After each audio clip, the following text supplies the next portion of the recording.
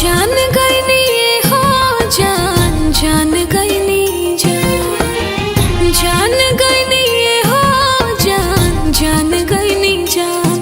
प्यार नहीं खेली खल, प्यार नहीं खेली खल, हाथ के लकीर में नहीं खतक दीर में जान।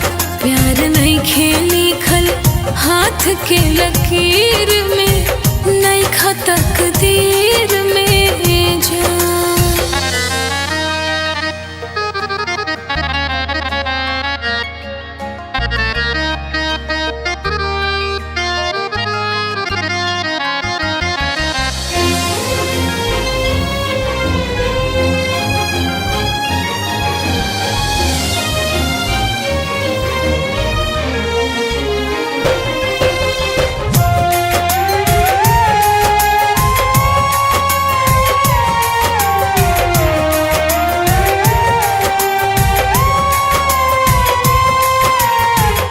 दिल टूटला के कवनो होला ना आवाज हो, फिर कैसे सुनी जमाना।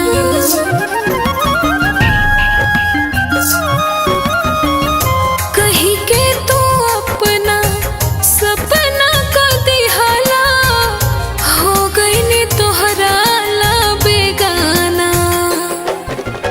अब के हो भी प्यार में इतना होखे नहीं पागल, पिया के नाम नाई ओठ पे चोट जिया में लागल। बस दुआ ही दी हो, बस दुआ ही दी हमरो दिली सदा बेवफाई रहे, बेवफाई रहे। तोहरा जमीर में नहीं खतक दीर में जान। प्यार नहीं खेली खल, हाथ के लकीर में नहीं खतक दीर में जान।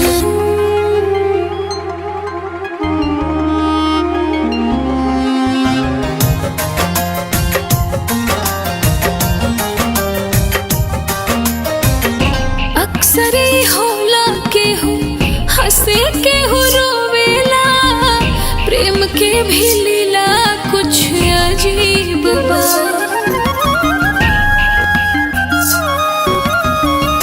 भावे ना प्रीत इहे दुनिया के रीत हा, चाहत हमार बदनसीब बा। तोड़ के नाता छोड़ के की हो गइल बाइसन हाल में, आँख के लोरवा कजरा बन के पसर रहल बा गाल में। खुश रहा तू हरदम हो, खुश रहा तू हरदम हमसे होके जुदा। अब तू बाड़ा खाली, अब तू बाड़ा खाली, अखिया के नीर में नहीं खतक दीर में जान। प्यार नहीं खेली खल, हाथ के लकीर में नहीं खतक दीर में जान। प्यार नहीं खेली खल, हाथ के लकीर में नहीं खतक दीर में जान। प्यार नहीं खेली खल, हाथ के लकीर